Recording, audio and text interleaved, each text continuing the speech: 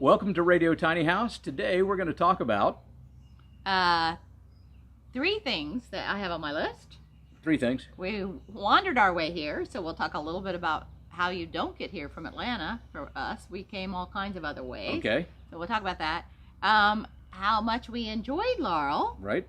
But most importantly, when you should not come here. To Laurel.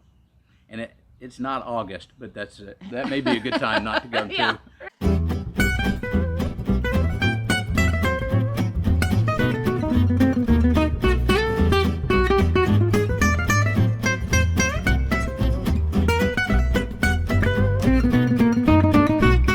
Good morning and welcome to Radio Tiny House. I'm Barry Smith. And I'm Beth. And it's a beautiful day here today. We're not at home. Yes, our background looks a little different. We're not in the shoffice, which is nice, to be honest with you. Right. It's nice to have gotten out and done a little trip. And where are we? We are in Laurel, Mississippi. We talked about coming, and we actually made it. Right. It's a booming metropolis that it is. It's bigger than I thought it was going to be. It's bigger than our town where we live. And I just thought it was going to be about the same size, but it's actually a pretty nice sized town. Not too big, not too small. Huge historic district. Huge historic district. Not as big as like Charleston or Savannah or any place like that, but it's still a beautiful place with beautiful homes. I mean, some of the houses here are absolutely gorgeous. If you like old buildings like I do, there's some great old buildings downtown that are, many of them need to still be renovated, but many of them are in the process of being renovated. And I think that Ben and Erin Napier have had a lot to do with that. So we have we're leaving today from our cottage, which is not a small cottage by any sense. No, it's actually large. Been weird for us because we're used to living small, and this cottage is probably 1,500 square feet. Oh, at least, yeah. This is at least double what we live in. And so we lived in have functioned in the kitchen, the little den, and the bedroom, and the rest of it is just like extraneous stuff for us. Right. We're so used to living in a small space. Which is kind of weird in a way because when we first got here, we thought, well, we'll sit down and watch TV. And there's a TV in the living room, and there's a TV in this, they call it the den or the game room. We didn't use it for any games. No, no games. We did use it for reindeer games, but that's a completely different story. But we gravitated toward the smaller spaces. Yeah, because that's what we did. That's what we're used to. Which is, I didn't ever think about that before. But once you get used to living in a smaller space, I guess you want to continue to be in a smaller space. Yeah, I mean, more comfortable that way. The cottage we're in could accommodate 6. At least. It's got 2 double beds or 2 queen beds in one bedroom, and then a sofa. You could at least accommodate 6. And that'd be nice because then you'd have room to spread out. But for 2, it just felt cavernous to us. But it's a great place. I mean, it's just nice. We're in the backyard, which is lovely. Right. We're not in downtown, but we're still in a nice area of homes, probably built from the 1940s to the 1960s. It's there's a mid-century modern house right across the street. Right. That's it's quite kind nice. of odd to see as many mid-century modern houses as we've seen. When we know that this was built more craftsman, right. You think if it's going to be more craftsman and more historic, like 1910, 20. Right. And then we see these 1960s and 70s mid-century moderns mixed in, which of course now they're becoming more popular and we're drawn to. But it's just kind of interesting. It's kind of cool. I like it. I love mid-century modern. I don't know why. When I was because it feels homey to us. It does feel homey. We had lots of friends who lived in them. But I'm looking up Zillow, by the way. I wanted to show you guys something. I didn't like them when I was younger. I thought they needed to be fixed, but now I think they're just totally cool. Yeah. No. Anyway, so you kind of go, ooh, it'd be kind of fun to think about having a bed and breakfast because we're house geeks. And then Erin and Ben are flipping so many of these houses. Right. I guess that's the right term for it. Or renovating them. So I got on Zillow and decided to see how many houses were available for sale. And there are 4 houses in the whole area of Laurel. I'm going to show you on the Zillow. camera. On Zillow. Now, I'm sure that's not every single one. Oh, it probably went away. Let me try that again. No, I think it was still up. Because it was still up. Anyway, so there are only 4 houses in all of Laurel. And I thought that was really kind of challenging. Could be really challenging for them to continue making shows if they are renovating all the houses for sale. Does that Right. make sense? Now, I'm sure as things come up, HG's not dumb, and they'll probably be buying up houses. Right. So they can continue their show. Although next week, they're going to be going to Wetumpka, Alabama, Right. which is about 3 hours from here. So, of course, what are we going to do? We're going to stop by Wetumpka on Well, the way home. it's on our way home. It Well, is. it's partially on our way home. So we're going to stop by and see it. It's in the general vicinity of being on our way. Okay. Well, I just want to say this: if you want to come here, I recommend it. It's not we live in the Atlanta area, and it was not a bad drive for us. If you're in Los Angeles or It's Seattle, tough. it's going to be a long drive, and there is no international airport here. I think it's the Hattiesburg Laurel Regional Airport that services this area. But I do recommend you coming to visit. It's a beautiful, old-style southern town. Of course, we both grew up in the South, so that's kind of what we've always been familiar with. And we lived in Charleston for a while, and honestly, the feel of the place is kind of Charleston, like the stuff that grows here, the moss on the live oaks. Right. I think there's Spanish moss here. There is. I've seen it. The jasmine. The jasmine growing. The damn Chinese privet. That Barry's allergic to. And when you walk out from our cottage, the backyard feels very much like a Charleston backyard. Oh, there's this beautiful live oak behind us. It's maybe we're on the same latitude. I need to look at that and see. But we're 2.5 hours from the beach. Right. Which I think would be a great reason that people would live here. Also, there's a train that goes to New Orleans and New York. From here, we kind of thought it'd be fun to take the train from Laurel to New Orleans, but it went backwards from what we wanted to do. We would have had to go to New Orleans and then take the train back up to Laurel. Right, and then go back down to New Orleans. That wouldn't have worked. Because you can't get by train from here to Atlanta. You can go from here to New Orleans, then from New Orleans to Atlanta. Right. But Yeah, it didn't work for us. But if you're living in Laurel, it's an easy hop onto the train and off you go to New Orleans or New York and whatever stops, other stops along the way. But it does stop here in Laurel, so that's cool. I think, but I did want to talk about when you should not come to Laurel. Right. Yes. So we drove up. We got here. Up? This is down. Over. Down. Well, we drove up from the beach. Oh, true. Were at. So because we couldn't get our cottage on Friday night, we could only get it like Saturday night and Sunday night. We had to fill in a day because we wanted to go ahead and leave on Friday. That's what you do when you vacate, right? That's you right. leave on Friday. So we went to the beach because we wanted to get to the beach, and so we wandered around down in Florida. We went to Florida first. Well, where haven't we been? We've been to Florida, Alabama and Mississippi, Georgia. And so we've done 4 states in like 3 days. Yeah. But they're all really close. But anyway, so we wandered up from the beach, and so Saturday was out of pocket for us. Right. We couldn't check in till Saturday, 4 o'clock. Right. Right. So we had to do something else. Fought some weather on the way here. Lots of wind. We thought of about coming and just hanging out in Laurel, but we're like, well, let's do some other things, and then we'll get to Laurel. And then we did. And then that was a problem. Saturday night.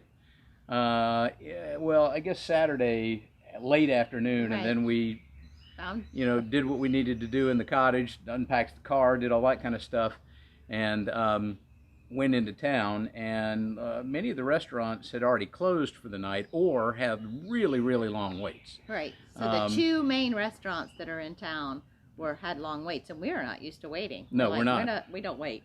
But we did end up waiting. That makes us sound rather snobbish. Well, I'm sorry. I just Lately, learned that from your father. We haven't had to wait because of low, there had low occupancy in restaurants. Well, we haven't really gone to any restaurants, That's true. We really haven't waited. But Barry's dad has always been super impatient about He doesn't wait. He doesn't wait, and I think that's trickled over. Anyway, so we ended up having to wait, but it wasn't as long as they thought. Right. And they told us it was going to be a 45 to 50-minute wait, and it was about a 15-minute wait. Right. So we went to one of the 2 main restaurants in town. Right. Blue Crab Grill. And then the other one is called The Loft. Right. And those are the only 2 that seemed to be functioning while we were at that time looking for something for Saturday evening. Right.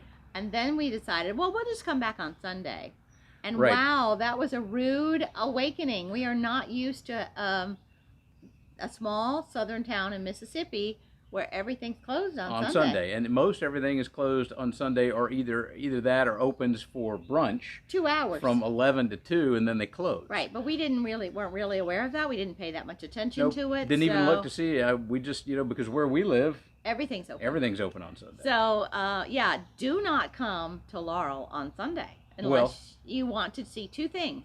You can see Ben and Erin's mercantile shop, right, which I've got pictures of. I put it in our tiny house They're open from group. like 1 to 4 on Sundays.